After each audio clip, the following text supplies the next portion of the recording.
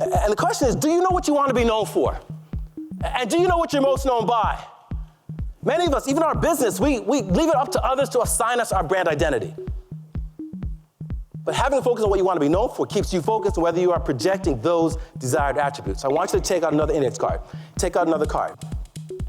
And I want you to answer this question. I want you to write down 3 words that best describe the lasting impression that you want to have on someone after an encounter with you. Go. Write down 3 words that best describe the lasting impression that you want to have on someone after an encounter with you. Someone meets you, or they meet the contract that you send over, the proposal you send over, but they meet you. After they leave that encounter, what are 3 words that you want to leave as your lasting impression? What are 3 words that you want to leave as your lasting impression? Now, I'm looking around the room, and for some people, this question is taking a lot of thought and a lot of time, but this should be quick. This should be quick. This should be quick. You see, the longer it takes for you to know what you want to be known for, the more it suggests you lack knowledge of yourself or your business. And when it comes time to making quick decisions on a business, a resource, a service, someone is going to make a quick decision in their mind about you or about your business, and it comes to mind based on the encounter, the impression that you left with them. So we should always know those 3 words. It should be because that directs how you show up. So, for example, Rosetta, what are your 3 words? Professional, problem solver, leader. Professional, problem solver, leader. What are your 3 words, Jenny? Devoted servant leader. Those 3 words are the underpinnings of your brand. That was a good dance move, right? But the point is, it directs how we show up. And when we're doing public service, or when we're driving a solution to drive a bigger impact for a community, how you show up is everything. So we have to know what you want to be known for. Next question, I want you to write down and tell your neighbor, if you had to give yourself your own unique original superhero name, based on how you show up every single day, how you show up to your colleagues, to your team, to your bosses, to the DOE, to your business. If you had to give yourself an original superhero name, I want you to write down who would you be, and then tell your neighbor. Write that down, go. You have to give yourself your own unique original superhero name, based on how you show up. Who would you be?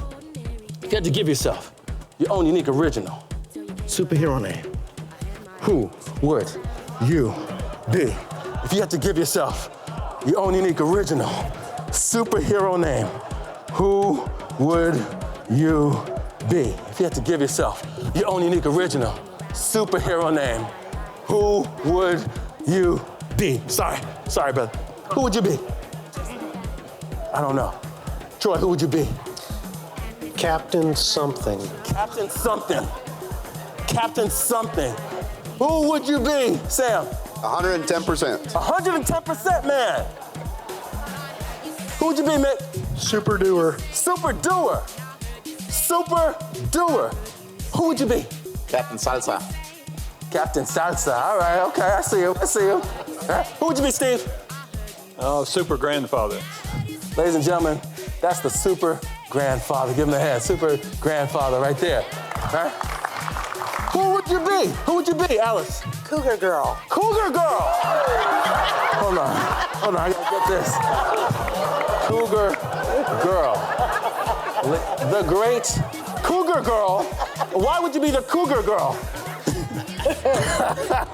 Ladies and gentlemen, the great Cougar girl. He's gonna be mine because I'm sitting next to him. Because you sit next to him. Who would you be? Warrior. Warrior. The warrior. Who would you be, Chris? Superman. Superman. Yeah, who would you be? Iron salesman. Iron salesman. Stand up. Come here. Who would she be? Super chopstick addict. But here's the point. Who would you be? Super snarky. Super snarky man. The super snarky of snarkiness. Snark man, super snarky. Think about how powerful this is. Think about it. Think about how powerful this is. Who would you be? Consistent Christy. Consistent Christy. Who would you be, Jake? Achiever man. Achiever man! Now, some people say, who'd you be? Lady Truth. Lady Truth. Who'd you be? This is better. His is better. Depends man. Ladies and gentlemen, the great Depends man. His was better. Now, here's the point. What do superheroes do? They save the day. They save the day. Right? Say save the day. Save the day. Save the day. Save the day. This side, say save the day. Save the day. Save the day. There's someone in your communities, in your municipalities, at the agencies, in a community that needs, someone that's counting on you every single day, everyone in this room, someone is counting on you to save the day, to make their decisions, their resources better. Because you are here, because of what you offer, because of what you provide. Someone is counting on you, some state is counting on you to save the day, to renew their energy, to have great climate policy, to focus on technology as well as saving jobs, to focus on how do we help costs to decrease and energy resources to thrive. Someone is counting on you to save the day. But if you don't know your superpowers, what you do every single day to make something better because you are here, why should someone invest in you? That's the power of knowing your brand. That's the power of knowing how you're showing up. Because it's not just about your job. It's about the impact that your job has on someone else because you are here, because you are present. And that's why the contracts matter. That's why being in the right resource and providing the right resource matters. Being relevant matters. So never underestimate the power of knowing what you bring to the table, not just what you put and sell in a contract. It's the impact of what you do that matters. The reason you want that contract is because if you get that contract, you're gonna allow something better to happen. And that's why you put the time into making it work, to making it matter. Because it's not about the contract, it's about the impact of the contract. It's about the impact of what you do. So know what you want to be known for, but know your superpower. Know your inner superhero. Take out your cell phones. Take out your cell phones. Now, I want you to open up to the text feature of your phone. I want you to open up to the text feature of your phone. Now, do not share the narrative or the context. I want you to text someone, anyone, these exact words.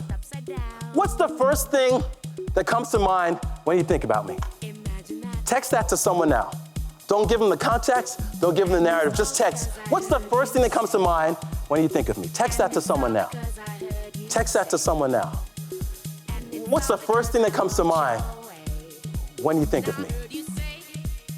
What's the first thing that comes to mind when you think of me? Text that to someone now. What's the first thing that comes to mind when you think of me? And the first person who gets a response, raise your hand or stand up. What's the first thing that comes to mind when you think of me? Text that to someone now. What's the first thing that comes to mind when you think of me? All right, give her a hand. Come on up. Give her a hand. Give her a hand. She's got a response. Give her a hand. Give her a hand. What's the first thing that comes to mind? Come on up. When you think of me? What's the first thing that comes to mind when you think of me? What did they say? Portugal. Portugal. Okay, give her a hand. Portugal. Nice job. Now, I want you to listen to what we have. What's the first thing that comes to mind? What'd you get? Sexy. For my husband. She said, sexy. It was from her husband. What's the first thing that comes to mind when you think of it? What did you get? Anyone get something, John? Who got something in this row? You get something? Cougar lady, did you get something? Did you get something? The love of my life. The love of my life. Did you get something? Not yet. Not yet? Lady in red, did you get something? No, not yet. You get something? Not yet. Did you get something? No. What are you talking about? You get something? No. Someone on this side, you get something? James, you get something? Oh, he got something. not Yeah, he got something. Charlie got something. It was good, too. What'd you get, Charlie? It was good. Director Campos, unsolicited. Unsolicited. Sent me, what I should say. You get something? No, you get something? Yes, what? Creative. Creative, artistic, visual, intuitive, several. Fact is, this happens every single day. When you're driving a contract, driving a solution, pitching your business, every single day you think you have a variable of what you think you're known for. And someone in their mind has a perception of who you are. And they carry that perception in their minds about you. And it affects whether you get the contract or not. It affects whether you get hired for the next job or not. But the question is, what is the living perception that is living about you in someone's mind, and do you know it? And is it consistent to your brand? What did you get over here, Dave? What'd you get? Say again? What'd you get? From my wife? Yes, or whatever. Whoever. Enthusiastic. Enthusiastic. Yeah. What'd you get, Ronald? Crazy. Crazy. My eyes. My eyes. I got nothing. I guess my husband's still asleep. I got nothing. I got nothing. But this is real. And the takeaway here is, as we do business, grow our brand, we should know what that narrative is because we're shaping it. What that means is, in a contract situation, in a situation where you're trying to grow your career, in a situation where you're trying to be perceived how you want to be perceived, you have to tell people what you want to be known for. You can't leave it to chance. Because in life, one of the greatest, most simple principles in life, you see what you look for. You see what you look for. And what that means is, if you don't tell people what to look for in you, what to look for in your business, what to look for in this contract, what to look for in this proposal, if you don't tell people what to look for in you, why should they see it? How can they see it? So shaping your brand means shaping the intention of how you want to be known, because your personal brand is about the consistency between what you think you're known for and what you're actually known by. But you have to give people the lens of how to see you, how to see your business, how to see your impact, so they can look to see it. Takeaway here is, and that's why I use index cards in lieu of slides, is because I want you to take a note. And I want you to go back. And next time you're pitching a contract or proposal or showing up for a new job, I want you to sit and ask yourself, what is it that I want to be known for? Because that's going to direct how you show up. That's going to direct your brand. That's going to allow you to be trusted, remembered for who you are and what you want to be known for. But you have to tell people how to see it and what to look for. Take out your cell phones. I want you to turn to the front-facing camera feature of your phone. Take out your cell phones. And at the count of 3, I want you to take a picture of yourself, but do not pose. Go. Take a picture of yourself, but do not pose. Take a picture of yourself, but do not pose. Take a picture of yourself, but do not pose. Now, show that picture to the person next to you. Show that picture to the person next to you. Show that picture to the person next to you. Show that picture to the person next to you. Show that picture to the person next to you. Show that picture to the person next to you. Yes, that's good. That's good. Show that picture to the person next to you. Yes. Yes. Now. Yes. Now. What if that was the face of your contract?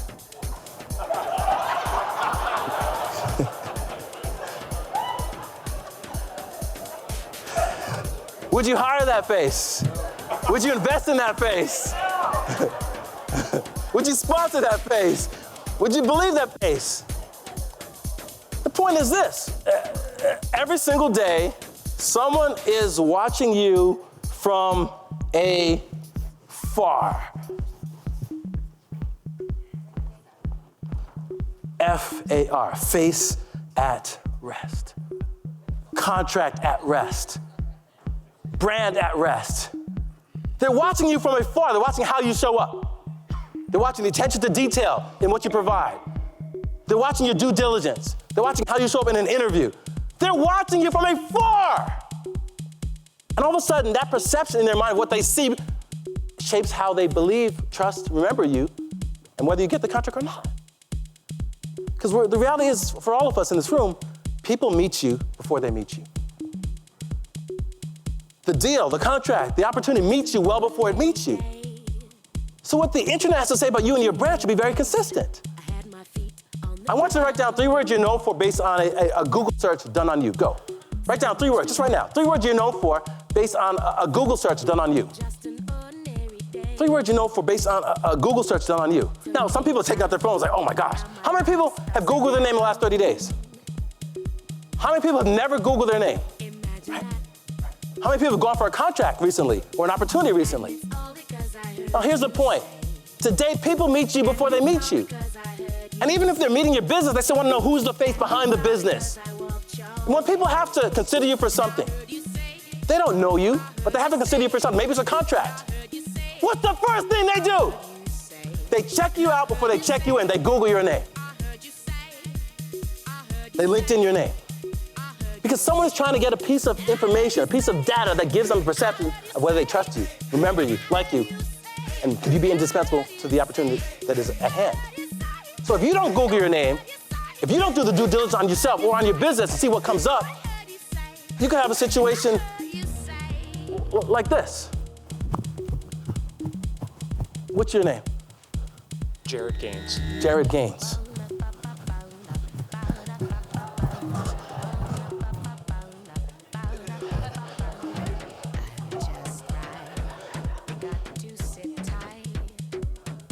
Jared Gaines, serial killer. Wanted in 3 states. Now we know it's not that Jared Gaines. Come here, Jared, come up here. But the point is, now you're going for an opportunity. A multi-million-dollar opportunity to represent the department or to provide an energy resource to the department or to your community, to the municipality. Step up here, James. Jared Gaines. The reality is you can say, first of all, I know I sent this contract over, but I'm not the Jared Gaines who's taking life away. But I am the Jared Gaines who's going to breathe life into your municipality, into your agency, into your department, into this part of the DOE. And all of a sudden, now you made yourself memorable because you did the due diligence. And now all of a sudden, people like the fact that you were that diligent. And now you're going to be that diligent in the opportunity you create for others through what you do. Ladies and gentlemen, give him a hand. Jared Gaines. This is for you. I'm going to sign this for you later, okay? Thank you. Okay? So the point is this. Know what you want to be known for. Know how you're showing up. And understand that people meet you before they meet you.